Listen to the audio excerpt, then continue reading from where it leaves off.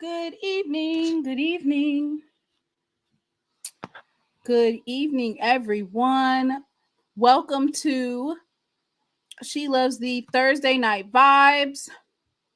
How's everybody doing tonight?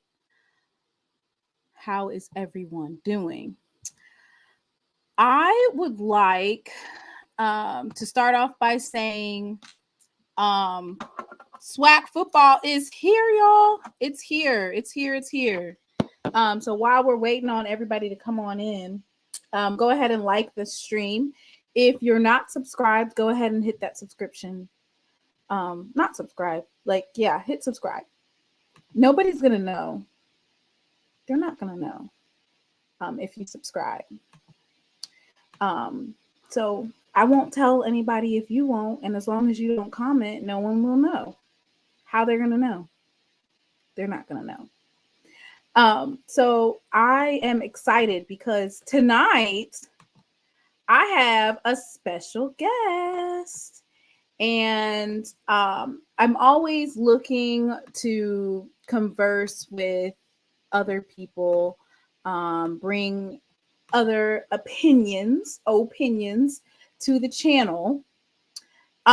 So tonight, y'all, we're gonna welcome them bougie bulldogs to the house, okay?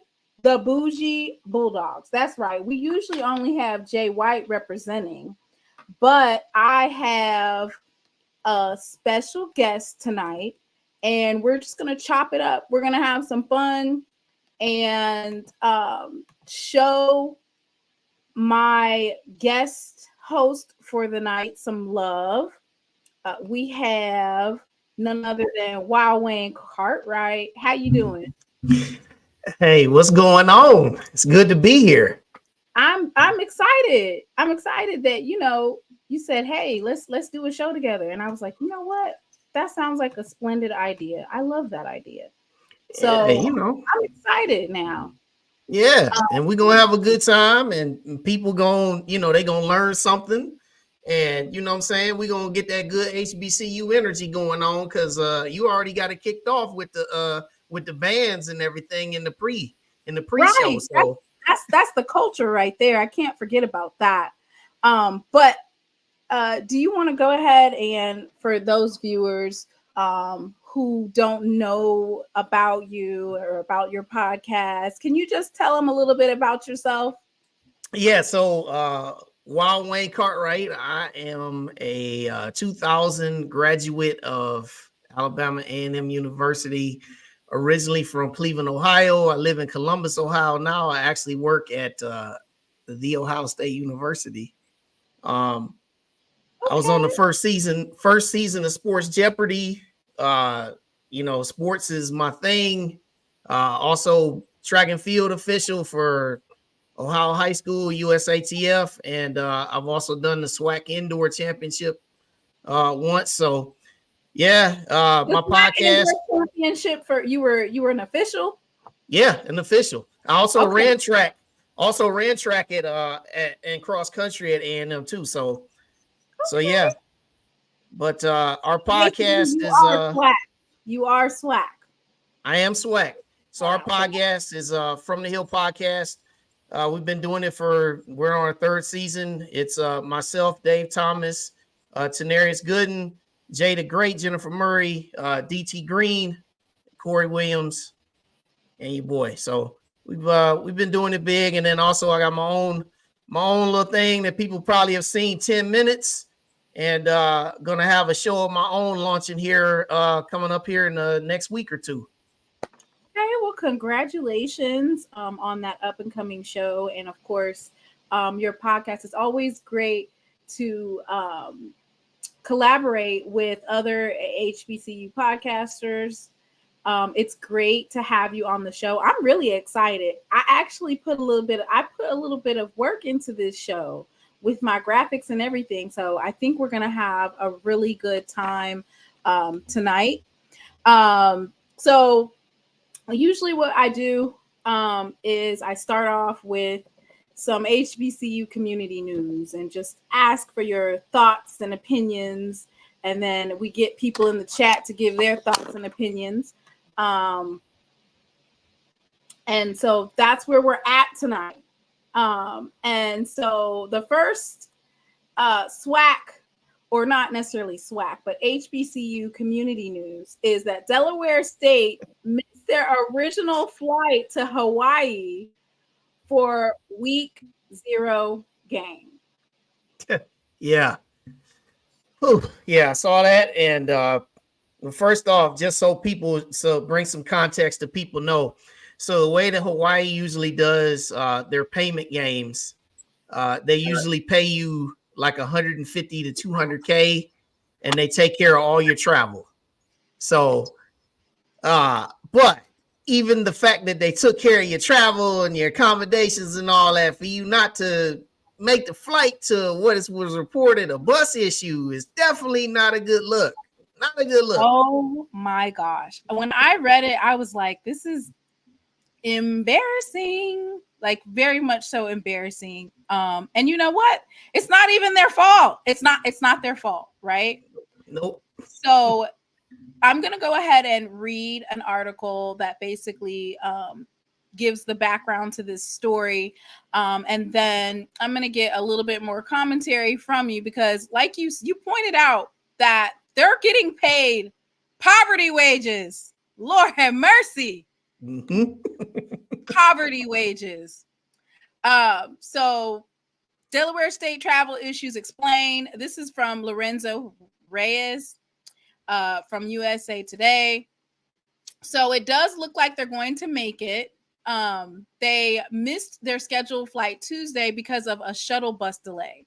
So basically they had to take a 3-hour bus ride, I want to say, to New York because they wanted to do basically a straight flight. Because they missed that particular flight, they now, instead of having to take one plane, they have to take 3 separate flights. That is inhumane for football players. They're going to be exhausted. Jet lag is real, and the time difference is ridiculous. But it says the Delaware News Journal reported that the football team is traveling. They left Wednesday. They're expected to arrive in Honolulu Wednesday afternoon. Their trip Wednesday is now requiring 3 separate flights instead of a straight flight. It's a 5,000-mile flight. And Wirtz Motor Coaches was responsible. I want to look up Wirtz Motor Coaches. I want to know who owns that particular shuttle.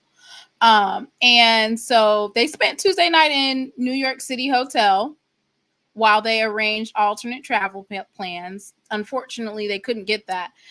So Stan Becton, they posted his, well, actually, he reposted basically the Delaware State football team. And they look like they're in It look like they're not pressed about it. No, I mean, they're going to Hawaii, they're in New York. You know, they probably don't necessarily have an issue with necessarily that aspect of it. I'm more concerned with how many flights you have to get on. But did you see this? Just like you said, they're only paying Delaware State $180,000 to participate in the game. Yep. They do that, and they take care of all you. What was that? I mean, but the thing about this is it's not just Delaware State. Like last year they played Albany, which is a FCS team, went deep. They went in the playoffs. They paid them I think it was $125,000, and they took care of their travel. And you can see Northern Iowa, another FCS team, $165,000. Maybe it's because it's Hawaii, right? Yeah. So they're basically okay. So for the reason I'm guessing is because it's Hawaii, it's like a travel destination, right? Yep. So I'm guessing they're hedging their bet, like it's a trip to Hawaii. We're paying for your hotel accommodations, and we're covering transportation from the airport, hotel, practice facilities, and stadiums. Yep. Doesn't say anything about food in there, and it is hot. Hawaii is very expensive. I think a loaf of bread is like $10 to $12. Gallon of milk, probably up down to $15 now, if you think about it. Yep. But the Hornets, they won one game last year, so it's not. They're not going to win this game either. Nah, they weren't going to win it. They weren't going to win this game anyway. Right. There's not going to be a line for this game. It's week 0. It's a chance to go to Hawaii. So safe travels, and they should be here by now. So next on the list, of course, I want your thoughts on this. So North Carolina A&T didn't invite Hampton's marching band to their homecoming. They're like, it's Aggie Pride only, VIP. Yep. What do you think about HBCUs not having the visiting football team's band join in?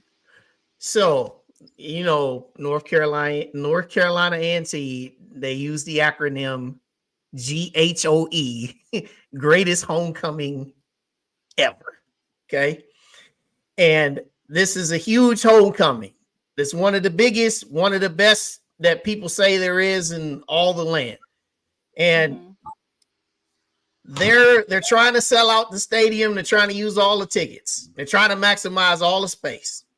And I read a report that they sold all the tickets anyway to where Hampton could have sat. So I know a lot of people are probably like, hey, we would have loved to have seen both bands, but let's just keep it real. It's homecoming. They're not going to miss them. They're not going to miss them. At the end of the day, you're not going to miss Hampton's marching band anyway. That's just how I feel about it. Right. So I can understand that, because I'm thinking like a lot of times HBCUs schedule teams that they know they can beat. It looks like you guys tried that, didn't you? Against Jackson State, you guys scheduled us, right, for that homecoming? We tried. I don't know if we necessarily tried.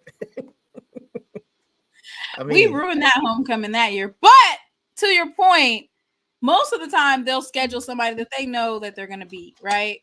Yep. And sometimes they even schedule a D2 team for their homecoming.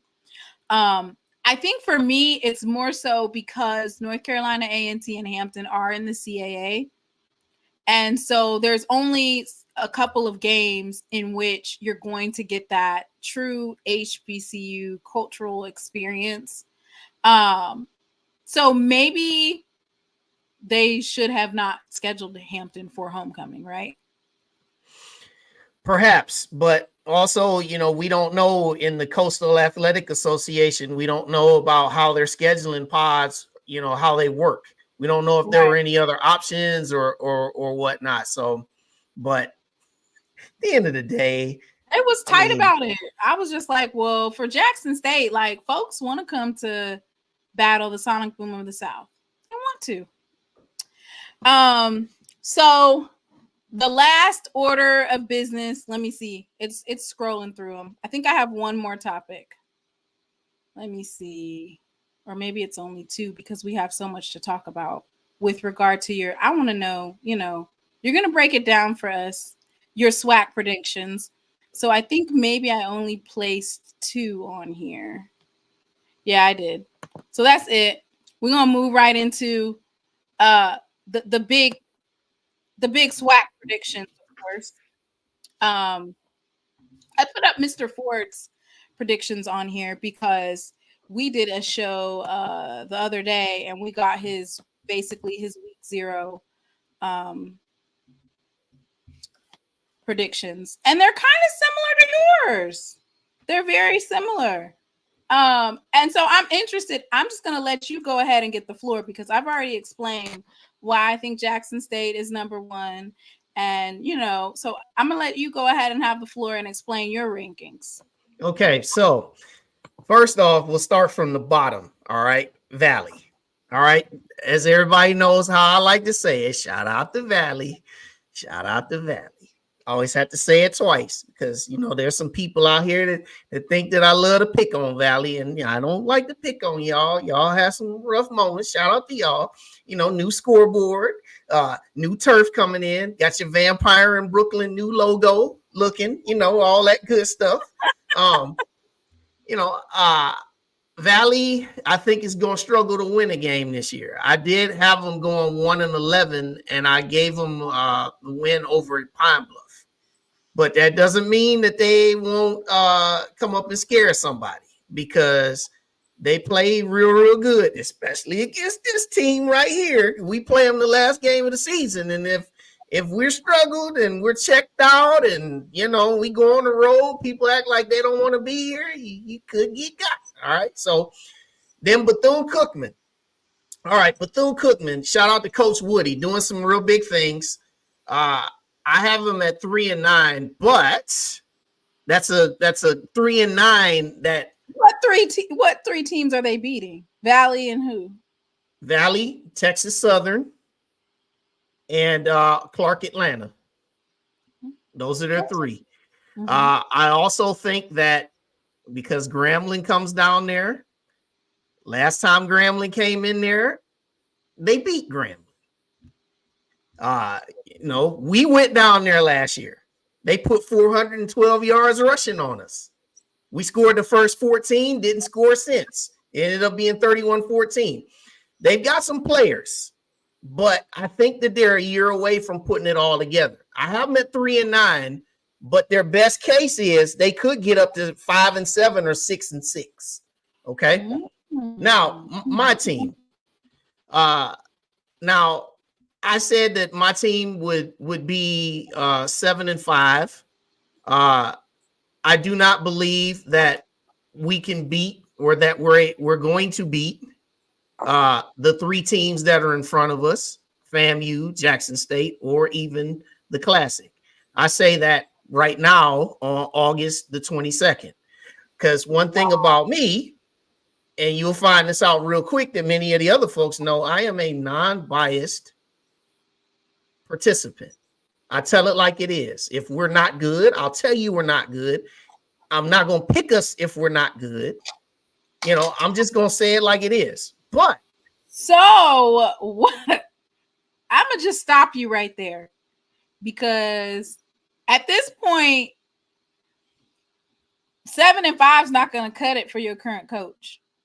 Right. Exactly. But let me finish. I'm setting this thing up for you. Now, I have watched them in person in the scrimmage. I have seen their personnel. My questions that I always had about our team was our defense, because we have a new defensive coordinator and we had a lot of new personnel over there, new defensive line, everything. We only really returned 1 star on our defense, which was our corner Amari Pate, who was second team all SWAC last year. But I've seen our front; it looks pretty promising. On offense, this is probably the best offensive line that Manor has had. We returned our entire backfield from last year with Eaglin and Ryan Morrow, and we picked up a really good freshman in Nero. Our receivers, you know somebody very well who transferred to us, Duke Miller. Looks pretty good so far. Has good chemistry with our quarterbacks. And then also we have Jacoby Hewitt and we have Keenan Hamrick. Good wide receivers. And then when you throw in our tight end, DJ Martin, who transferred from UT Martin, we've got something on offense. But our problem is, can we stop people? And that was our problems last year. Could we stop people? And also, can we play one quarterback? So I believe we're 7-5, but I think worst case, we could end up 4-8. If we don't find quarterback, we don't keep people healthy, things like that. Okay. Now, next, Alabama State.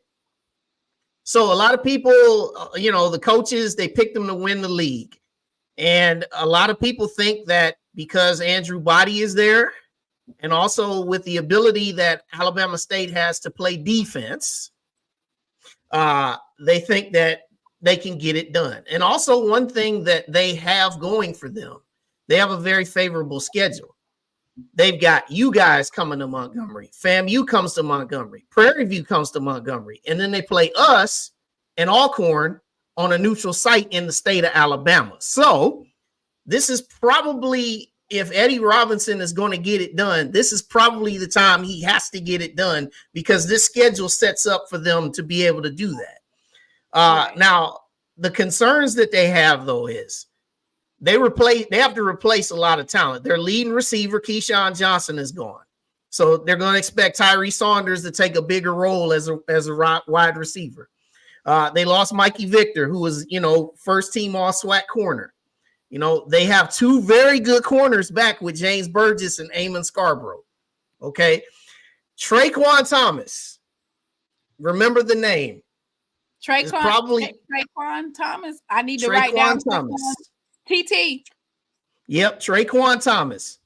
One of the best linebackers in the SWAC. Now, I know a lot of people say that, Bubba Adams was 1 of 1, but this guy, he's got the ability to fill those shoes real good. I think Coach Eddie Robinson spoke highly of him at SWAC Media Day. Yep. So the questions that Alabama State has, though, is offensive line. That's a question. Defensive line is a question as well.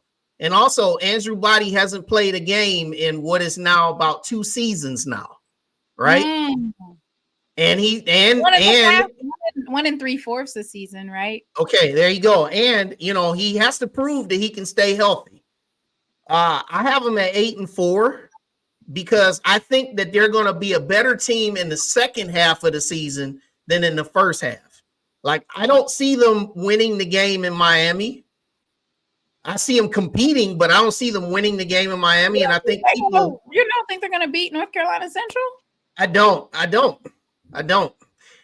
And the reason why is after North Carolina Central's lackluster performance versus Richmond and Howard, they were exposed. And on top of that, they lost their quarterback. Yeah, but this is a new season, though. New season. Yeah. And the head coach is still there. Yeah. And they've got some guys on defense. And in first games of the season, if you got a pretty good defense, those things can tend to carry the day. So that's what I say about Alabama State. Now, to you guys, I have you guys being at 9-3. And the thing about you guys, 9-3 and we can't win the SWAC East. I actually have you and FAMU both at 9-3. And I'm going to tell you why. I don't have you guys winning the SWAC East. First off, I'll tell you about your team. you guys are a very good football team. And I'm not even gonna hold it up. The offensive line is really good. Kirk Ford, Evan Henry, Towns Blue, Cam James, these guys will be very good, and your run game will be solid also. You know, if you can keep Irv Mulligan healthy, and then you get Moultrie in there, I think you guys will be good. Also, keep Morgan healthy. That's another thing. You know, but I think where it's at, with all the talent that you guys have, I think you guys are going to get off to a really strong start. I have you guys actually going 9-1 to start the year. Your one loss will be your opener. I have you going 9-1, but then I have you, now remember when I said that I think Alabama State is going to be better in the second half than they are in the first half. You play Alabama State. You think we finna lose to Alabama State again after they ruined our homecoming? Yeah, I do. No, I do. No, I do. That's a get back game. We got to get it back in blood in Montgomery. Yeah, I do. But I will tell you this, sis. Best case though, I think you can go 10-2. I really think you can go 10-2. Really do. And if you really want to go a little bit further, if you all put it all together, you could go 11-1. That's how good you guys are. But the question marks are your receiving core. You guys got to have a consistency with your receiving core and also your passing game. Because remember, when you guys struggled last year, the games you did struggle, most of it was related to your passing game. Defense was solid all year. It was our special teams, and it was the play calling. You know, Jason Brown is not a mobile quarterback. He has bricks for his feet, right? So yep. Our offensive coordinator had him. Well, okay. So first things first is our offensive line was exposed at in Atlanta versus South Carolina State. It was exposed, and instead of fixing the O-line, they let the young gentleman rock the next game, and we got hammered. It was absolutely terrible. Special teams was terrible. The offensive line and our linebackers.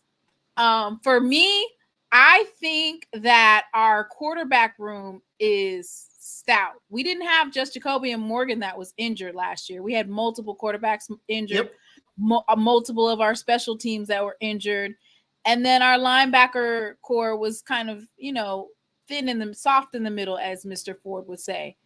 I think that those games that you're speaking of, so then Alabama State, yes, it's going to be a hard game, but for us, we kind of look at that as what is that? Is that JSU North, y'all? Y'all let me know in the chat. What do we call Montgomery? Because whenever we have a game against Alabama State in their home, we take over. Jackson State takes over. So, you know, I forgot what we call it. I don't know if it's JSU North or it's one of them. But you don't think we could beat ULM? They are terrible. I know they were terrible. I know they were terrible, but imagine being that terrible and the FCS team still can't pull out a win. I mean, abysmal. Now, like they said, booty call. What was it? Booty call. General booty rocking everywhere. Jackson State by 40. I'll say this. ULM is not going to beat y'all by a lot. They're going to have to sweat to beat y'all. I think y'all going to give them a real strong game. But I think that they'll beat you guys. But like I said, all the other games with the talent you guys have, and if you can just kind of just, you know, stay healthy and stay out of your own ways, I think you guys got it. I mean, receiving core, I mean, Fabian McCray, you know, he's solid, you know, and then you guys got transfers. So, like I said, I think you're a very good football team. Very good. I'm not even going to hold it up. Okay, now FAMU. All right, so I will tell you, I went back and forth probably 50 times between FAMU and you guys for winning the East. And the reason why I picked FAMU is I know people like to say, all right, they got a new head coach, and they say that things are going to fall off when you have a new head coach. Well, here's the thing. They also retained the offensive coordinator. Now, some people say, well, Willie Simmons called the plays. Here's the thing. Head coaches call plays, but you have offensive coordinators on every staff. The offensive coordinators help you with the game plans. They help you with the whole thing. They kept the offensive coordinator, so that's some continuity. Also, even though you have a new quarterback, Daniel Richardson still is a quarterback that has lots of experience. Now, he'll be thrown to the fire early on Saturday night, which we'll talk about a little bit later. Right. But you look at the other pieces they got. Kenneth Dean. Wait, you said their offense. I'm gonna push back a little bit. Can I have an unpopular opinion? FAMU's offense was not all world. They would start off slow, and then they would get it back in the second half. But their play calling, it wasn't like, let me see. I'm trying to figure out what I could compare it to. A Kill Glass type of numbers. You know what I'm saying? It wasn't that. Let me just toss that in there. Toss it back at you. Their offense was not necessarily just all world the greatest, right? They just always push through. You're right. Maintaining that offensive scheme, and the fact that they lost a lot of their O-line, I don't think it's going to be like last year. Well, let me say this. All right. So when we talk about their offense, first off, from last year, yeah, we know that Jeremy Musa struggled in road games. Home games, they always look like something different. But they did make the plays when they needed to. Now, one thing that I'm going to go back to, I'm going to talk about continuity. All right. Kenneth Dean, running back, right? He's back. All right. Played a lot of football. Also, Jeremiah Pruitt, receiver, played a lot. Tight end, played a lot of football. All right. Then you put in some guys. You put in these two guys that they got on the offensive line, Ashton Grable and Jameel Goss. These two guys, they played last year. All right. Then defensively, Kendall Bowler. Everybody knows about Kendall Bowler. Physical, real strong in the defensive backfield. They've got guys that have played a lot of ball. Yes, they have transfers. Yes, there's new personnel. But the way I look at it is I look at the fact that you still have a lot of experience there. And also, I think that they're going to play with a big chip on their shoulder, considering all the things that have happened beyond the field. And so that's just where I think that, I think that they're going to beat you guys in a tiebreaker. You guys are going to beat them when they come to the vet. No question about that. You guys are going to beat them when they come to the vet. And I'm looking forward to seeing that game. You're on mute. I can't even hear you. I'm on mute. So you think we're going to beat FAMU, but they're still going to win out? Yeah, here's the reason.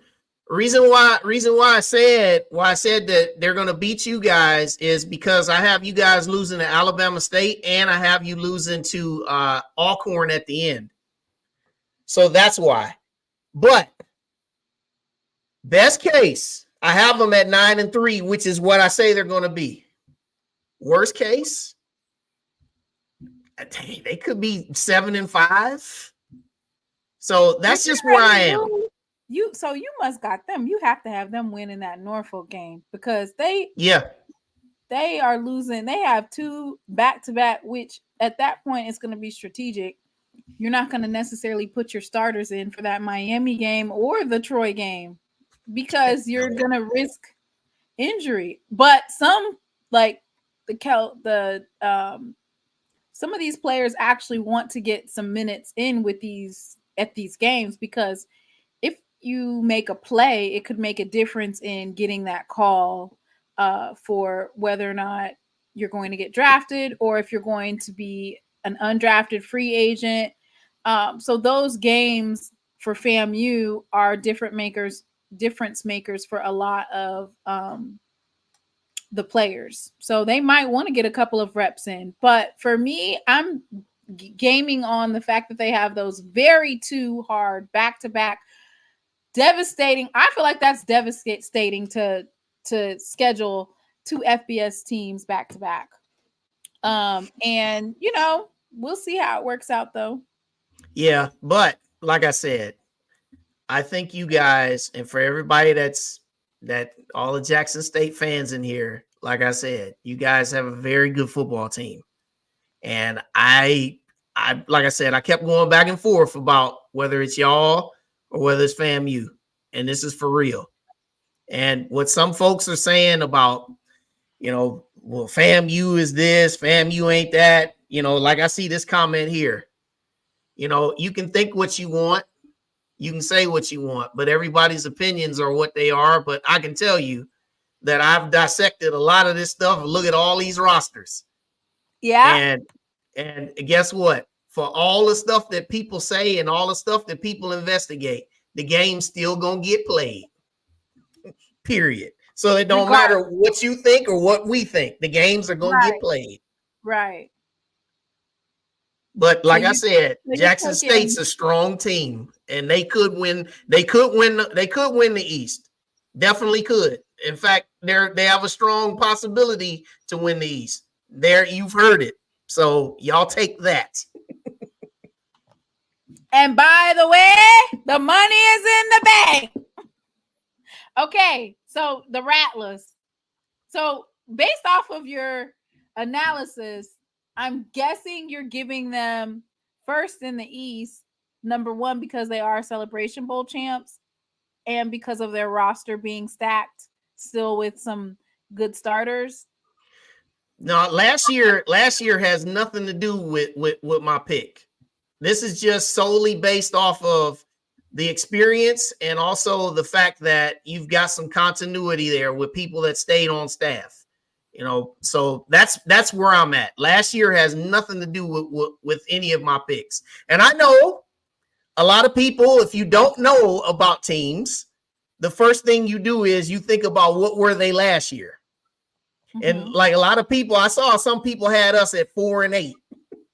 A&M at 4-8. And hey, that's your right to say we're 4-8, because guess what? We didn't beat anybody to write home about last year. So yeah, that's your right. But from what I've seen of us, I know that we're better than 4-8, much better than that. And also the fact that we've got a coach that knows he needs to win to stay around in Huntsville. That means a lot too. Okay. And let me, Mr. Ford just entered the chat, and I'm sure he has some questions for you regarding your your picks and your analysis. Hey, how you doing, Mr. Ford? Oh, wait, he dropped off. Maybe he'll come back up there. He dropped off. But I think it's interesting because I myself, said that Alabama A&M is definitely going to knock a couple of folks in the mouth.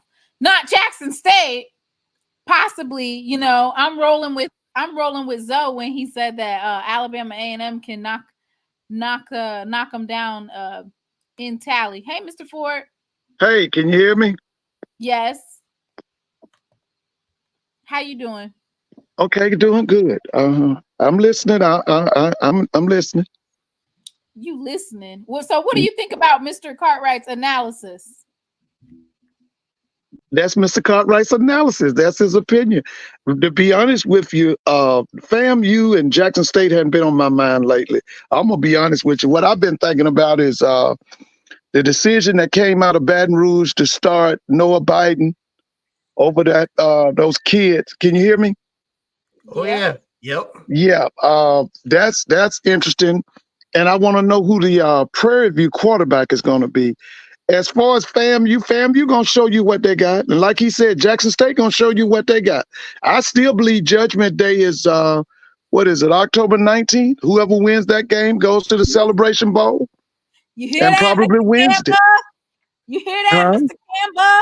No. Yeah. But the thing I'm worried about now is I was talking to some of my Southern friends, and we don't want to lose that kid. There's a redshirt freshman down there from Baton Rouge. We don't want to lose that kid to the transfer portal. And I still believe that the best quarterback for Prairie View is the kid that came from the University of Houston. Yeah, Lucas Coley. Coley. Now Blue is high on Cam Peterson, and you can't discard what Blue says, because I tell everybody, Blue talked about that kid. Remember the kid that's at the University of Washington? I mean, the University of Miami now. Cam Ward. Listen, Blue blew that boy up 2 or 3 years ago and told all of us how good he was, and now they saying that kid got a chance to be the Heisman Trophy winner. So when Blue say something, I listen. I'm gonna be honest with you. I listen to what he said, and he likes that kid, the other kid that you just named down there, Prairie View. I like that kid from the University of Houston. Yep, Lucas Coley is him, and they haven't officially named the starter yet, but the word is that he's a leader in the clubhouse. And yeah, I think he's a lead. Yeah, right. Like you said, I think he's a lead. But I think he's the kind of kid that can carry a team. I've watched it, like you said about the film. I've watched this film. I think he can carry a team. Because I'm gonna be honest with you, and I tell people this all the time now, and a lot of folk get mad about this. If we were going by the money, about the amount of money that's spent on football, Prairie View should be the SWAC king. Because nobody spends more money on athletics than Prairie View. And I tell everybody, football-wise, to me, I think Prairie View's underdeveloped. For the money that they spend, they should be better than what they are. And the other thing with Prairie View is there are not great expectations on Prairie View like it is in Baton Rouge or like it is in Grambling. See, Prairie View, and Doc talks about this all the time, Prairie View cares about the game in Dallas, this was State Farm, what they call it? State Fair Classic. State Fair Classic, their homecoming, and then that game, the first game of the season, which I can't wait to see too. Texas when they play Southern, Texas Southern. Yeah. Mm-hmm. See, that, it's like the emphasis is on 3 games. See, that's not Grambling, that's not Southern. See, when Southern lose a game, they feel like the sky falling in. Grambling lose a game, they upset. They trying to figure out now who need to go. You know, they not like that at Prairie View.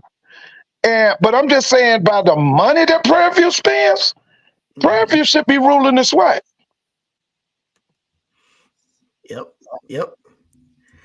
I actually have Prairie View winning the West. I got Southern. Oh, Lord. Yeah, I got Southern. But I tell everybody now, go ahead on and beat up Mickey Joseph this year. Just like I say, go ahead on and beat up Chennis Berry this year. Because, baby, after this year, all bets is off. Telling you.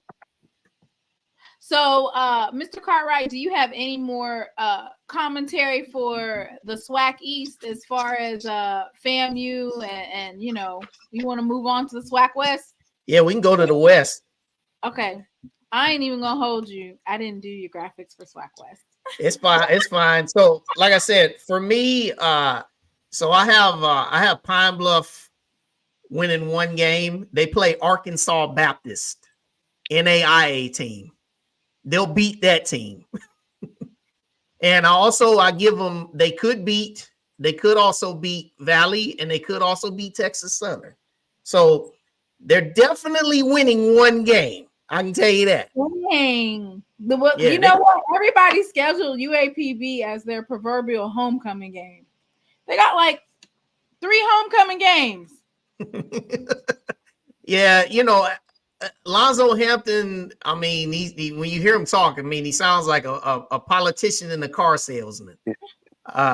Their biggest thing is they gotta continue to develop. Last year, if anybody watched them, I mean, they were so undersized on both lines. They played hard, and I give them props because nobody saw them coming way back against Texas Southern in that last game. So Shout out to Pine Bluff. Then I got Texas Southern coming in. I got them going 3-9. Chris Dishman, first year. Yeah, they have a quarterback though. Jace Wilson is pretty good as a quarterback, but they need to get more parts. Okay, so Chase was from last year, right? Yeah. He took over when Body got hurt last year. So he's the starter now. It's his team. And then I have Southern. I have Southern at 5-7. Sorry about that to all the Southern folk out there. But here's he got them at 5-7. They only gonna win 5 games. No, well, let me tell you this: if the quarterback play is subpar, he's right. But if the quarterback play is good, listen, Southern's gonna continue. It's Southern's the biggest question mark for Southern is quarterback. That's why I hope they handle this situation with that quarterback. I like Noah Biden, but I'm telling you, they cannot lose that kid from Baton Rouge. Okay? Yeah, and it's going to go real sour for Terrence if he loses that kid. Now, what I say is this: you can start Terrence, but you better get some packages for that kid. You better have that kid in that game. You better, because that kid, he brings, to be honest with you now, Noah might have more experience, but that kid from Baton Rouge brings more to the table. That kid is true dual threat. Noah's not dual threat. Noah's a pocket passer. This kid, he can pocket pass, he can throw it on the run, and he can take off with it. He's right. And the other thing about Noah is you've never seen him do anything for a full season. It's always been a start here, a start there, come in relief. So, there's question marks. Now, Kendrick Grimes, solid running back when he's healthy. Solid running back. Yeah, when he's healthy. Yeah. And Kelby Givens on the defensive line, stud. He's a stud. But the thing about it is, on the defensive line for Southern, if you can't get other guys to complement them, you can just double team them. Yeah. So, see, here's the thing about Southern. Once Dawson Odoms was out of Southern and off to Norfolk, Southern lost concentration, focus, they lost discipline, and they lost organization. Now, because I believe that Terrence is going to bring it back because he's a disciple of Pete Richardson. All of those things I just mentioned, that's what Pete was known for. Now, I'm going to say this about Southern. Southern has never had a talent problem. They've never had a personnel problem. When Dooley got there, they had a head coaching problem. Okay? They weren't concentrating, they weren't focused, and they weren't organized, and they weren't disciplined. They lost all of that when Dawson Odom walked out the door at Southern. And that's what if Terrence can bring that back this year, Southern will contend. They will. Don't even worry about it because they got the talent now. Because, Southern can't help but have talent. Look where they located. They in the city of Baton Rouge. We're talking about 600,000 people. Then they 50 or 60 miles from New Orleans. Then they 300 miles from Houston. Then look how close they are to Mississippi. It's talent everywhere. Then they get people from Alabama. The personnel issue has never been an issue for Southern. It's coaching. That's the problem. And after Dawson Odoms left, the coaching went to the floor. Damn. Can't argue with that, man. So, that's where I got Southern. It's just a lot of question marks with them. And then next I have Alcorn. Now I know Alcorn, they're picked to finish first, but here's my reasons. Here's my reasons why I have them third. Okay. Yeah. Now, first off, all right. Did you see that schedule? They got to go to Grambling, to Prairie View, to Southern, and they play Alabama State in Mobile. Okay. They're playing everybody, all of the toughest teams except for Jackson State are on the road. Okay. And I think that that's going to be too much to overcome. Now, also, quarterback. If they had Aaron Allen back, then I'd be like, yep, I can see them being first, but they don't. They have Macon. Macon was going to be the presumed starter last year, and he didn't get it together, and now he's the presumed starter this year. But there's question marks. Defensively, the guy on your screen, Malachi Bailey, is as real as it comes. Oh yeah. When you look at him, you might say, "Wow, this guy's a defensive end because he's only 6'2" and he's like 260." But this guy had 9.5 sacks in 2022 and 9 sacks last year. So to me, I thought that he could have been the preseason defensive player of the year, and he may end up being the defensive player of the year before it's all said and done. They have some parts, but I think that road schedule is too tough to pick them to finish first. And then second, I have Grambling actually finishing second. Now, here's why I have Grambling finishing second. Now, everybody want to be quick to say, well, they lost a lot of talent on the defensive side, but Mickey Joseph with his pedigree, they brought in some transfers, and just with his pedigree, I think that he's going to be able to mold something on defense. Offensively, too, when you have a returning quarterback, and on paper, when you have the best returning quarterback in the league, that makes a big difference. Now, one question about Miles Crawley is, with Dooley being the offensive coordinator, all right, shout out to my boy G because he dropped this nugget for me. Dooley has always been successful with dual threat quarterbacks. Crawley is not really a dual threat guy. He's more of a pocket guy who can roll out and throw something every once in a while. So we'll see how that marriage goes, but I think it can work. And then also Javon Robinson at wide receiver. They've got some pieces that will work, and they have an experienced staff of former head coaches. So I think that too, with them having a favorable schedule, again, with the exception of the game against Prairie View neutral, all the rest of their toughest games are at home. They get Alabama State there. Now, the Jackson State game, that's non-conference, so that's not even part of the picture, not even part of the conversation, but they get Alcorn there. You know what I'm saying? So that's where I think that Grambling, they can take advantage of their schedule, and they'll finish a close second. Then I've got Prairie View number 1. Lucas Coley at quarterback. If you don't know about him, you're going to get a chance to find out. Also, their defensive line probably is the best defensive line in the SWAC. Whoa. Who's got the Prairie, best? Prairie View could have the best defensive line in the SWAC. Yes, I said it. That's going to be the strength of their defense. The strength of their defense. They've got three guys that are on all SWAC team. And all three of these guys have strong. All three of these guys have a lot of experience and play a lot of football. I'm talking about Presley, Marshall, and Farrell. Okay, so I have a question. You said that they have experience. Prairie View got skull drug, not once, but twice against FAMU. Yep. And you want to know why? You want to know why they got drugged? You want to know why they got drugged? Why? Because they were too one-dimensional on offense. They couldn't throw the ball. Remember, they had Trezon Conley. They had Trezon Conley. They were more running.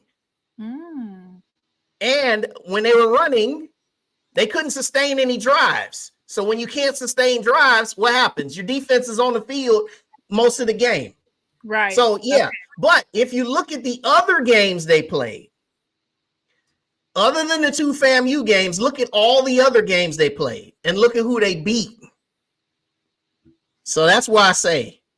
So I've got Prairie View winning the West, but it's going to be a close race, very close, and it's going to be as wild as it always is. And I'll say this in closing about these predictions. In both divisions, usually, the West is always up in the air. It just is what it is. The East, for the last 4 seasons, has been a runaway. The East will not be a runaway this year. This will actually be a dogfight. Now, it'll be very top-heavy in the East, but it won't be a runaway. Who's the quarterback for Prairie View? Yeah, we're talking about Lucas Coley, transferred from Houston. Mr. Ford, you was telling us about that Prairie View defense and that linebacker. And let me say this. I got to see Prairie View's defense. Not only I'm not impressed with Prairie View's defense, I'm not impressed with the defense coordinator. You know, last year I used to go tit for tat with Doc about it, and I said on numerous occasions, I thought that Bubba needed a new defense coordinator. And, you know, Doc always said he didn't think they needed one, and we would go tit for tat. Now, let me just say this about Miles Crawley, and Grambling is my school. I'm a graduate of Grambling. The kid at Prairie View that you just named, Coley, is better than Miles Crawley. The kid at Jackson State, that quarterback, he's better than Miles Crawley. That kid I'm telling you about that's down there at Southern, that's not Noah, but the backup kid that's from Baton Rouge, the redshirt freshman, he's better than Crawley. The kid at FAMU that y'all talking about got all these question marks about him, Daniel Richardson, he's better than Crawley. So I'm just saying all of this now. To be honest with you, I think Crawley's a little overrated, and Grambling's my school. Okay. Hey, like I said, the games are gonna play itself out. But let me clarify something that I said though. I didn't say Prairie View was gonna have the best defense in the SWAC. I said they were gonna have the best defensive line in the SWAC. Mm-hmm. It's a big difference. Yeah, there are people in the comments. There are people in the comments that said there's no way that Prairie View is gonna have the best defense in the SWAC. I didn't say that. Yeah, but now here's the thing with Prairie View. I didn't see organization with that defense. I didn't see that tenaciousness, that hostility, being able to take control of the ball game. I've never seen that in Prairie View's defense. I didn't see it when Miller, with the guy that's at Southern. Remember when Dooley was at Prairie View? They scored a lot of points, but they couldn't stop nobody. Okay, Dooley goes to Southern, then they give it to this guy that Fossima now, and they look worse. So my thing is, with Prairie View, they need a defense coordinator. Okay, you can go get these kids and this personnel and all that. I don't see a defense coordinator. We'll see it play out. They get Texas Southern in week 1, and we're going to see it. They're going to get the chance. Yeah, we'll see. But like I said, the West is going to be as wild as it always is. Oh, yeah. Wild. Oh, yeah. So those are my predictions. That's the way I see it. Y'all, make sure that you are following Mr. Cartwright. Go ahead, shout out your social media. We got about 146 folks in the chat. Go ahead and shout out your YouTube so they can make sure to subscribe. Since we're just midway in. Yeah, you can subscribe to, as you can see, my social media handles are right there. At Wayne Seen Jr. 4 at X and Instagram, and then also subscribe to From the Hill podcast, and also my podcast or my YouTube channel, Wild Wayne Cartwright. Lots of material coming. Also, everybody knows you've probably seen all of the funny real predictions in the SWAC that I always did, usually on Thursdays.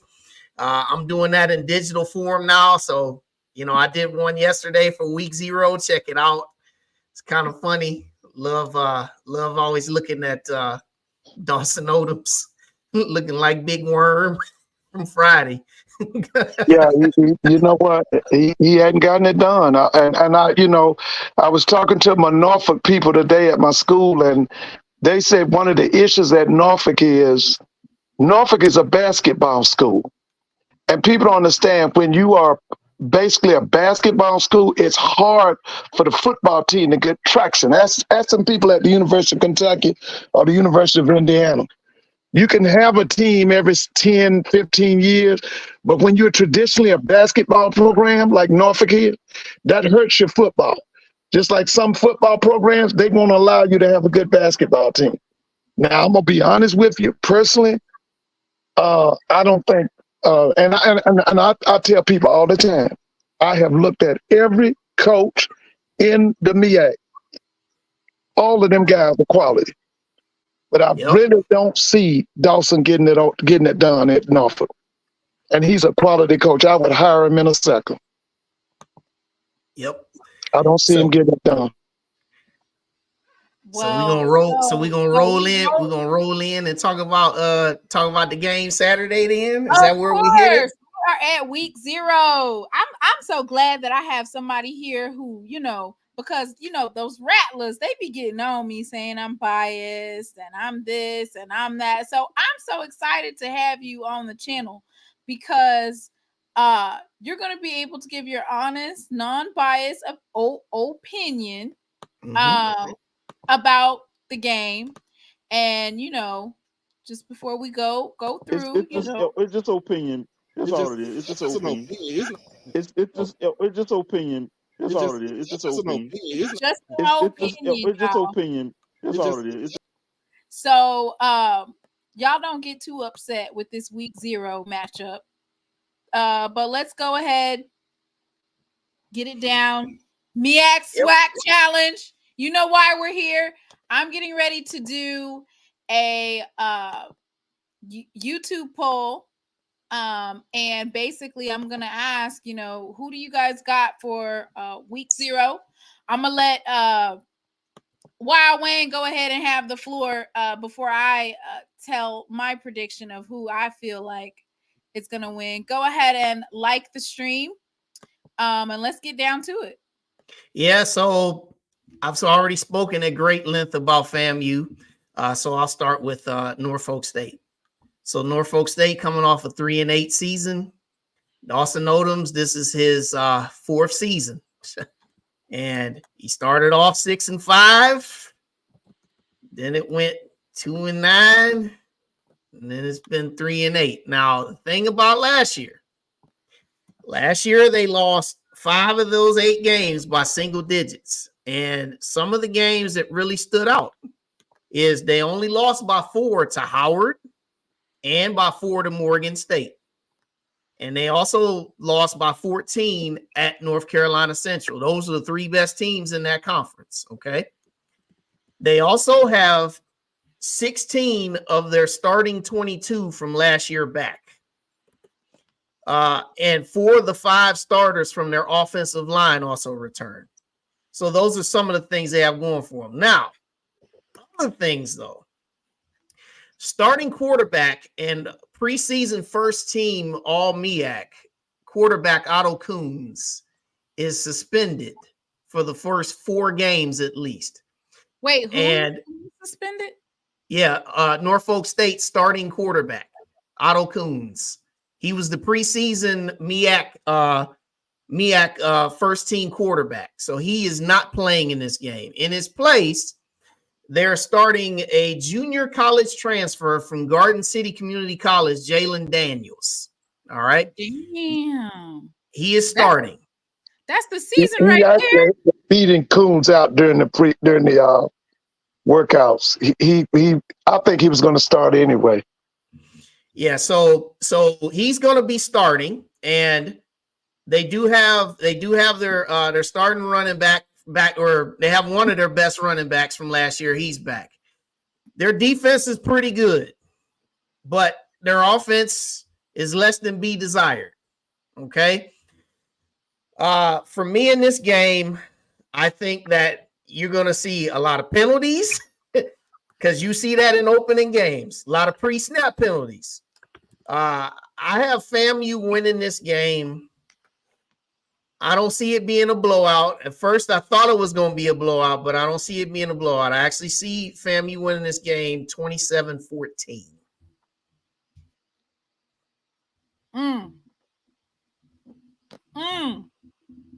And FAMU's starting quarterback, that's the shortest one on the team, ain't it? The 5'10" quarterback. Yeah, he can play, Mr. Ford. Yeah. Are you still ranking FAMU number 1 after you swore? Number 1. They're the defending champs until somebody knocks them off the throne. But let me say this. If FAMU does not beat Norfolk decisively, I'm going to be severely disappointed. Those are 2 teams going in totally different direction. One's going up and the other one's going down. And so if FAM does not beat them decisively, I got some problems. I got some problems and some questions. Because There's no way Norfolk should be on the field with FAM. No way. So if Norfolk is on the field with FAM, what does that say about FAMU? Yeah, that's it. I got some problems. And I'm gonna be severely disappointed. Now he does have a point usually because when we coach, right, the first 2 to 3 games, you're trying to get your timing down. Yeah, a lot of excessive penalties. But FAMU, like he stated to you earlier, even though they lost General Hunt, even though they lost that defensive end and they lost some more people to graduation, that is still a stud ball team. And one thing they got now more than anything, they got tremendous size. Go look at that roster. They are big. And they brought in some play. They got group of 5 FBS transfers who are not even on the second string. That lets you know how tight it is in Tallahassee. They are deep. From Florida State. That kid came in 5-star to Florida State. That kid's not even on the second string. Yeah. So I'm going to be severely disappointed if FAMU plays Norfolk tight. I'm going to be severely disappointed. Yeah, and I'll also add this. If FAMU does blow these guys out, expect the kind of overreactions that was out there like last year. Now remember when you guys blew out South Carolina State? Remember there were people who said that Jason Brown was better than Shedeur Sanders. I was like, what?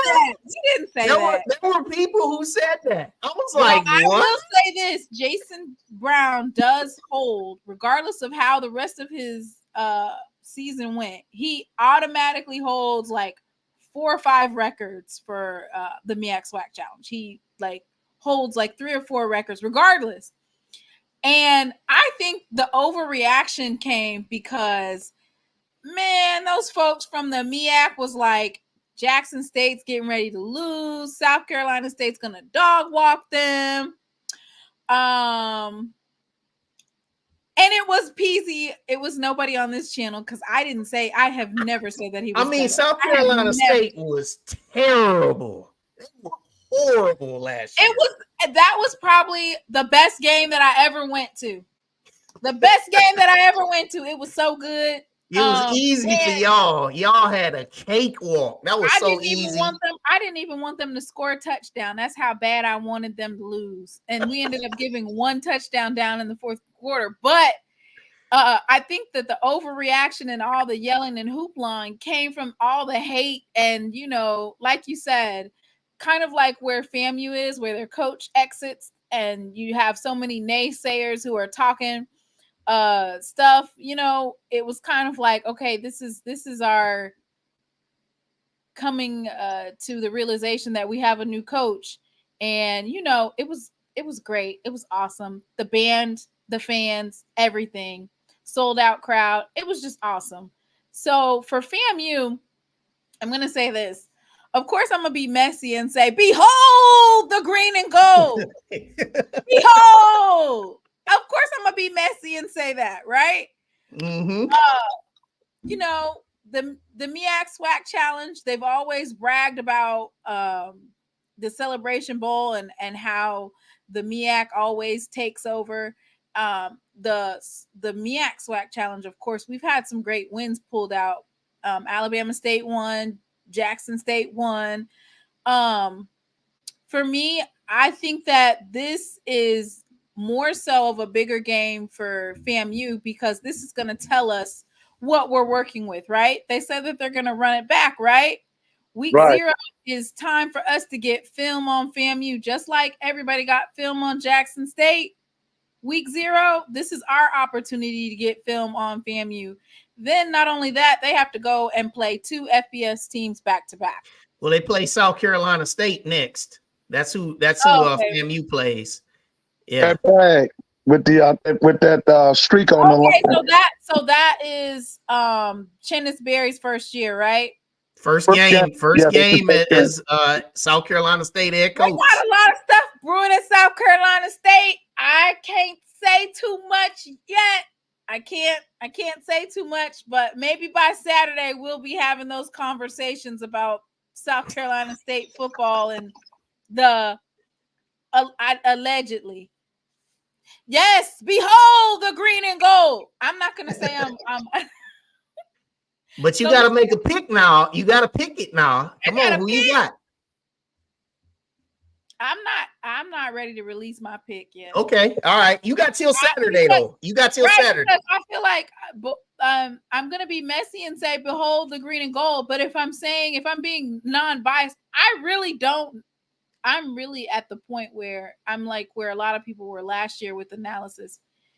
You don't know what you have at FAMU. You don't. You lost your coach and you lost your quarterback. I'm gonna utilize the same narratives that were used against Jackson State when we lost Coach Prime and we lost some of our main coaches and we lost Shadur. I'm going to use those same narratives. It's too many unknowns for me. So the unknowns for me are the quarterback, which Mr. Ford been saying Muratovich all season long, and then he threw a curveball and said, who? How? Where? He wasn't even in the running. So you have a quarterback that was way left field. Even some of the FAMU Rattlers was surprised to see. And then you have a brand new coach. And when we say brand new coach, yes, he's had some coaching experience as a head coach, but it's not anything to brag home about, right? If you look at it. So you don't want to go off of that.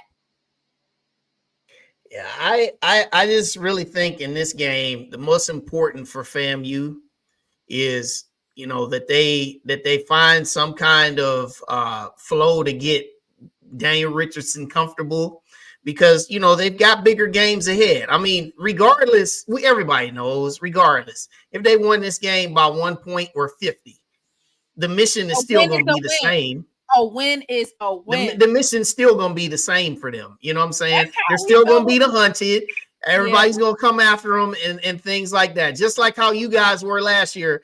And the funny thing was last year, I had you guys, if you would have just won that game against Alcorn, I would have had y'all record spot on. Remember, I had y'all at 8-3. And if you would have won that game, I would have had y'all spot on. And I remember people questioned me last year. They said, why you think we going to finish 8-3? And exact same stuff that I've been saying about FAMU is the same stuff I said about you guys last year. Is the fact that you had some continuity and you had some talent that you brought in mixed with what you had left over. And so I kind of see FAMU kind of out of that same way of this year. Because the first thing people try to do is, okay, the coach left. Oh, they're in, that word that they throw around, shambles. And I'm like, oh no, FAMU absolutely was in shambles. Well, but I'm just saying though, they said football was in shambles. Now, I ain't talking about all that other stuff. Oh, okay. I ain't talking about that other. I'm talking about football. FAMU was not in shambles. They had a person as AD who was inept and incompetent. Now, this thing about this Daniel Richardson kid, Daniel Richardson is going to be better than Musa. Not only is he going to be better than Musa, he's going to get better every game because that offense that FAMU runs, it fits his talent. Now, the other thing is, by the end of the season, ain't nobody going to mention Jeremy Musa because this kid is going to be better than Musa. FAMU was in shambles. I had a lot to say about Musa last year because I always said that, Musa, he was going to throw you some incompletions. And he was going to give you a gift. But that defense last year bailed them out when their offense didn't work a lot. No doubt about it. It was a defensive-led team. But I'm trying to tell you, with the offense that FAMU is running, that offense fits Daniel Richardson to the T. He should do very well in that offense. He'll get better every game. Okay? And I'm telling you, by the end of the season, ain't nobody going to be talking about Musa. Nobody. We ain't talking about Musa now, actually. Nobody gonna be talking about Musa. I ain't talking about Musa. Shoot, look at the way he played in the Celebration Bowl. I'm still looking at that pick six that he threw. You remember he could have just handed it to him. But anyway, where we are just today, I just see that I think FAMU is gonna get it done. Norfolk, I'm not saying that Norfolk, they're not going to come out here and just lay down and just let them have it. I mean, like I said before, Dawson Odoms has his back against the wall. If he does not win, he will not see a 5th season there in Norfolk. So he's on a prove it deal, just like Coach Maynard, then, right? Absolutely, he is. Because here's the thing. You got to remember one thing about Dawson Odoms. When Dawson Odoms got there his first year, that was a championship team. He didn't get it done. And they've been going down ever since. When he had that Pootie Carter, I don't know if y'all remember Pootie Carter. Who? Pootie Carter? Yeah, the kid. Pootie was a 6-foot quarterback, could throw it, could run it. That was a championship team. That team was built. All Dawson had to do was provide the direction for that team. They should have been the MEAC champions. They had the talent to be MEAC champions. After that team left, they've been on a downward spiral ever since. Yeah. So, yeah, I think I would love to see it be a good game because it's national TV, and it's the one showcase that we're going to get before we get to the Celebration Bowl.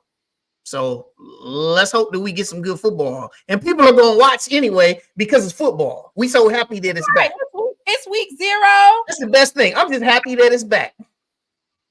Look, I'm watching high school football tomorrow night. I don't care. I just happy the football is back.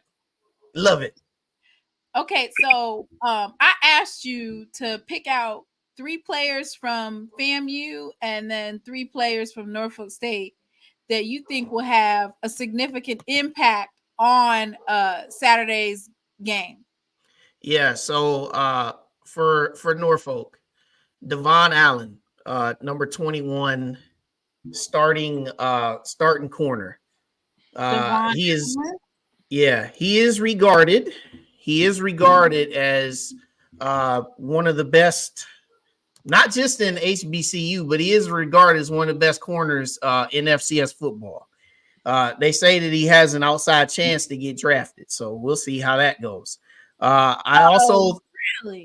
Yeah, that's what they say about him. They also AJ Richardson, number 15 linebacker. He's their leading returning tackler, impact player. You know, he was first team all MEAC as a freshman last year. As a linebacker, I think given the fact that if FAMU does get into some issues with passing, you know they're going to come with that running game. And so he's going to be very important. And then lastly, Kevin King, number 13, their running back. With Jalen Daniels starting at quarterback in his first start, as I said, if they struggle passing, they're going to need that running game. You know, and with him being a returning starter, it's important that his experience shows itself. Now, on the flip side, FAMU, I think you got Danny Richardson. I can't even pull the folks up. Sorry. I'll slow down. Here's AJ Richardson. Yeah, 6'1", 245 pounds. He's from Kings Mountain, North Carolina. Yep. Sophomore. Sorry, second team all defense. I said first team. Second team last year as a freshman. Yep, so he had 10 tackles versus South Carolina State. 2.5 tackles for loss against Howard. Sacks, 1. Forced fumbles versus Morgan State. Pass breakups versus Towson. And then name that the previous young man. I said Devon Allen, number 21. That was the first one. Passes defended he had, and you know what? I'm questioning whether or not these are updated. 12 tackles and 1 forced fumble. Does that sound right? 4 passes defended? No. That don't sound That's right. not it. Well, you know, that is ESPN. So but trust me, the guy's pretty good. He's good. And then the last one I said was number 13, Kevon King. Kevon King? Mm-hmm. Number 13. Okay. Let's look up Kevon King and see what he working with over here at the Green and Gold. So these are the folks that when you should be hearing their name. These are running back. He had 90 carries for 429 yards. Here it is, right here, Kevon King. Yep, that's him. He is from Chesapeake, Virginia. He saw action in 9 games, second on the team in rushing, 90 carries for 429 yards, and a team-leading 5 rushing touchdowns. Recorded 5 catches for 58 yards and 2 touchdowns in the passing game. Posted a season-high 116 yards on 19 carries and scoring 1 touchdown against Delaware State. Recorded 97 yards on 11 carries against Towson and scored 2 touchdowns on 8 carries for 21 yards against Morgan State. Yeah, so he's their leading running back coming back. Their leading rusher, they graduated. So he's gonna be there. He's gonna be, as they say, the bell cow on offense running the ball. But the 2 guys before that I said, Allen and Richardson, you're definitely gonna hear AJ Richardson's name called a lot at linebacker because he was their leading tackler last year, and there's a good chance he's gonna be in on a lot of tackles on Saturday night. So I think for Norfolk State, the big thing is, defensively, they're going to have to really stand up. I'm going to be trolling so hard. Any interception, any forced fumble, how you going to fix it?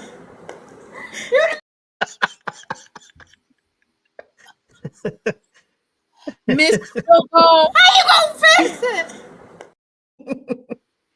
Anything that goes down. Norfolk up. The band is cranking. And it made a big time Willie. All right. Let me let you go back to your FAMU folks. Go ahead and drop the first one for me so I can pull them up. Yeah, so obviously Daniel Richardson at quarterback.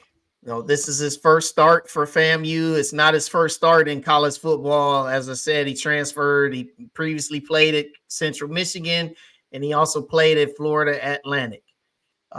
So this is a big opportunity for him, graduate year, and, he's going to definitely be in the spotlight. So the next guy I've got is the starting running back number 9, Kelvin Dean.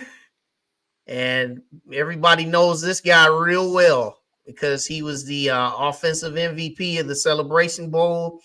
And he was very active last year. And he's expected to take a bigger role because his 1-2 punch with Yant, he transferred. So he's going to be carrying a big load this year. And I think that for him, this is the opportunity for him to establish himself. And then the last thing is I just named the receiving core. And the receiving core, I'm talking about Ace Cobb, Jamari Gassett, and Jeremiah. I ain't heard none of them. Okay, I might have heard Pruitt, but outside of that, I didn't hear none of them folks from last year. Gassett number 2. Outside of Pruitt. Then you see Gassett number 2. Marcus Riley, gone. Yep. I'm trying to think of some other Jamarie Shareed, gone. But you're talking about neither one of them people you just called out will be missed. Neither will be missed. Mr. Ford, that is your favorite your favorite thing to say is they won't be missed. They won't be missed. FAMU done bought in about 50 players. Don't nobody want to talk about it because it's not Dion and Jackson State's exit, but FAMU legit bought in a minimum of 50 players. Run a lot of dudes. Yeah, some dudes. A lot. But I put the receiving core there because this is where you got to get yourself established. Yeah, you got to get yourself established. There's breaking news. Not starting at quarterback. Okay. Bo Somerset listed as a starter. All right. Hey, we're going to watch that. Blue in the chat. Hey, good shout out to you, Zach McKinnell. One of the best out there.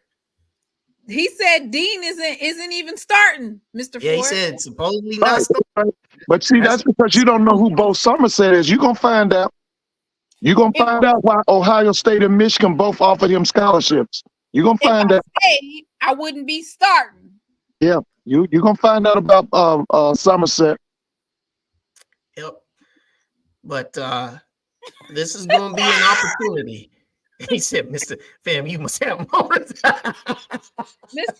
Ford, are you on retainer at FAMU? No, I know about the program. All right, Mr. Ford. When it comes time, we need to see FAMU winning by 40. Cause Willie gone. He gone. Hey. I think that we're all gonna have it down after Saturday night's game. We'll know, Mr. Ford. You'll know something right after that game. Well, one of the things I want you to keep in mind, what you're gonna see Saturday night is what Woody Hayes talked about 50, 60 years ago. Woody Hayes was the head coach at Ohio State. He used to always say, whoever wins the trenches probably will win the game. What you're going to see FAMU is 3 deep on the offensive line, 2 to 3 deep on the defensive line. And that's the difference between the interior play of a Norfolk, okay, a less than mediocre team, and the interior play offensively and defensively at FAMU, a championship program. Now, I know you just asked him to name 3 players, but what you should have asked him about are units. And the number one thing you should have asked him about was interior play. That's going to be the difference in the game. Listen, you're going to watch FAMU's offensive line beat that defensive line to death. I'm not going to be surprised if FAMU don't end up with 250 yards rushing Saturday night. I'm not going to be surprised because they got deep backs. But the thing is, they got you got Goss on that left-hand side, who's probably going to go pro. Then next to him, you got that kid. He's from Jacksonville State. Is it Grable or Gable or something? Grable, yeah, Ashton Grable. You got a seasoned veteran from South Florida, Reyes at the center. You got the lead kid who used to be at the center. I loved him at the center because he was so dominant. He's at the right guard.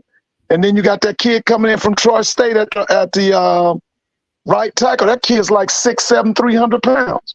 So that's what I'm telling you. The major difference you're going to see Saturday night is interior play, okay? You're going to see why FAMU is a championship program, and you're going to see why Norfolk is less than mediocre. They said, Mr. Ford, they said that FAMU should have 250 yards rushing because they ain't going to be throwing the ball.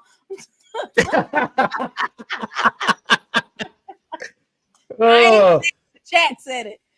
I'm just laughing. Listen, I'm going to say this again to y'all. Y'all go, as the season progresses, y'all going to learn about Daniel Richardson. I'm going to tell you now, y'all underestimating him. You going to see them. You're going to see, because he got a bowl. Go back and look at him in Central Michigan. He won a bowl. I know, Mr. Ford, he's legit. I know he's legit. You're going to see. And see, we know about his high school. I think he won 2 state championships at Miami Central. What? Somebody can check that. So he's like that. No, see, you're underestimating him because you keep talking about he's 5'10". But listen, look at Russell Wilson. Russell Wilson, I don't believe he's 6 feet tall. And I think he went to the Super Bowl twice, didn't he? And I tell you about it. Now, I've never seen him in person, but Patrick Mahomes ain't no really tall person either, is he? Man, Patrick Mahomes like 6'2". He's like 6'2". Oh, okay. Yeah. Well, now you're going to say Russell Wilson is 6'2"? Russell Wilson is definitely under 6 feet. He's like 5'11". And then his time at FAU left a lot to be desired, right? But everybody has their redemption year. He's a grad student. He has a lot of experience at the FBS level. So we're going to see if that translates. That's all. Absolutely. You get your chance in the spotlight. I think he'll do well in that offense that they have at Florida A&M. I think he gets better every week. Are you an honorary member of the quarterback club, the 220 quarterback club, Mr. Ford? I wish. I love that. Listen now, y'all got to understand now. I'm a historian. When you start talking about people like Jack Gaither, and to me, those guys were pioneers of college football. So, do I have an admiration for them? Yes, I do. Yeah. Well, we gonna see. We gonna see. Well, let's go see what that poll is looking like. Yes, let's see it. Let's see it. Okay, so let's see what we got going on here. So, FAMU Rattlers 54%, and Green and Gold at 40, Norfolk at 46%. So, I mean, they have FAMU winning it out, which, that's all right. That's okay. But how much of that 46% though is people that just really hate FAMU though? Oh Lord. Now why you have to bring that up? No, that's a real legit question though. It's just, it's not throwing shade, it's just a real legit question. Just some people just say, hey, I want them to lose. Right. Well, the president-elect has just walked out. I don't want to miss her whole complete speech. So this has been absolutely fun. Yes. So can you give us some of your closing thoughts? Some unpopular opinion, or just give us some of your closing thoughts on this up and coming football season. You talking about Mr. Ford or me? You. Okay, me. All right. So yeah, some of my thoughts. I think that it's going to be you're gonna see a whole lot of good defense being played around the SWAC. A lot of good defense is gonna be played. You're gonna see some teams. There's always somebody that you didn't expect. A team, some players. You're gonna see that. It's always happening. It's gonna happen. Unfortunately, there's gonna be some coaches that are gonna get fired. Oh Lord, Mr. Ford, don't be over here putting the coaches on the chopping block after week 1 or 2. Now, give him at least 5 games. Mr. Ford cleared the West out last year. When I tell you he cleared them out, he named their name and said why that they needed to be gone. And by the end of the season, they were gone. And a couple of them that we didn't expect as well. Yeah, so I think that it's going to be an exciting year. I think that one thing that we as fans, and also those of us that do a lot of analyzing, I think that we just need to just really remember that we have to enjoy this game. Yeah, we can trash talk. Yeah, we can get into it. But let's just remember that we're enjoying this great game, because when we get it, it's exciting. But just as quick as it comes, it's gone. It seemed like it before you know it, it'd be like November, like in a snap. So let's just enjoy what we get. I think also with our football, I'd be remiss if I didn't say this. I think that it's an important thing that we try to take steps forward in our football. Quarterback play has been something that we've been lacking. Lackluster. It's been lackluster. I think we can get better at that. Also, wide receivers. We didn't have a 1,000-yard receiver last year. Keyshawn Johnson from Alabama State led the league with 819 yards. We had one 1,000-yard rusher last year, Ladarius Owens from Texas Southern. He had 1,370 yards. The next best guy was Jarvion Howard with 865. So, there's some things that we got to improve. And then also penalties, our gameplay. Let's hope that our gameplay gets better. Everybody knows when you watch our games, there seems to be times where the pace of the game gets bogged down because you got too many pre-snap penalties and a lot of holding calls. Now, yes, we know the SWAC refs. Let's hope that the SWAC refs can be better. You are preaching. You are preaching right there. Let's hope that the SWAC refs can be better. Right now, there's been a lot of missed calls and things like that. So let's hope that things can get better. But at the end of the day, this is an opportunity for us to grow. And let's hope that we grow so much that when the NFL draft comes around, that we can hear not just a name. Let's hear multiple names get picked this time. So looking forward to the season, and I'm thankful that I've had the chance to come on tonight, and I definitely want to do this again because this is lovely. Appreciate I enjoyed myself as well. Thank you so much for coming on. We talked, and we definitely are going to have a joint show for the classic, the Bougie Bulldogs versus those Jackson State Tigers. Mr. Ford, you got any closing thoughts? I want people to remember that black college football is going through a golden era.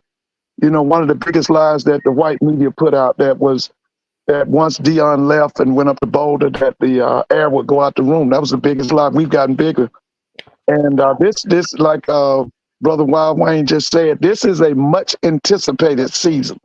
But I do still believe that the winner of the October 19th game in Jackson at the Vet between Florida A&M and Jackson State, whoever wins that game wins the SWAC and then represents the SWAC in the Celebration Bowl and wins the Celebration Bowl. Woo! That sounds like music to my ears. We gonna see. And so everybody, once again, make sure that, I don't know if you want to drop the link in the chat. Do you want to drop it? The link to your podcast?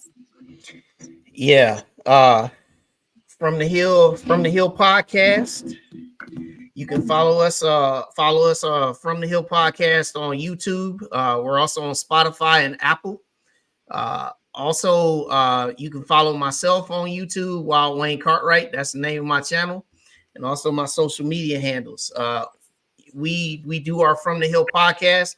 It comes on Tuesdays at 7 p.m. Central. And we've had plenty of people on. We've had Zoe from 1400 Club. He was on with us last year. We're going to get you on with us.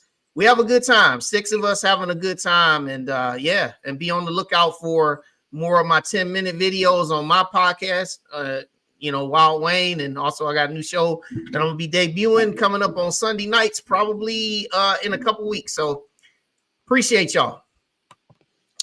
All right. And of course, I'm going to, you know what? I have a new joke for y'all. Mr. Ford, I got a new joke for y'all. This is a closing joke. Okay. Uh-huh. Did you hear about what's going on in Boulder? They're trying to get folks from Saudi Arabia to give them NIL money. No, I didn't hear that. I heard that. Let me pull it up real quick. I'm gonna so let me see. This is funny. This is really, really funny that this transpired. You know what? I normally don't talk on their stuff, but it was just too funny to not pass up. So I'm gonna go ahead. Coach Prime's having a hard time with keeping those players. We getting that money.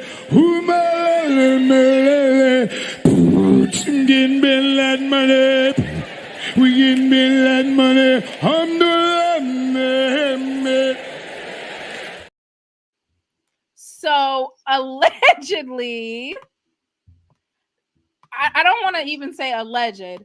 So what happened is there was a coach that was on the team, and he was basically trying to get, he was a assistant football coach, Trevor Riley. He traveled to the Middle East during the past holiday season to try and secure funding from Saudi Arabia's public investment fund. Yep.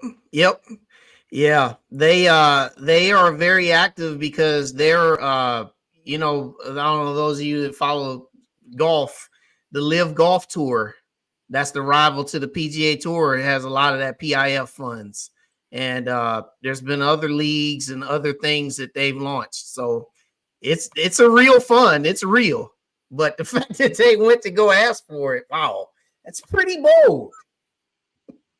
Bin Laden money. That oil money. Why would they do that? Hey, you know, I don't know. That is so out the way, right? He resigned, and yeah. So that's what we're gonna go out to. Bin Laden money. Y'all have a good evening. Thank y'all for tuning in to She Loves Thee Thursday night with She Loves Thee with my special guest, Wild Wayne Cartwright. And of course, as always, thank you, Mr. Ford. Everyone have a good night.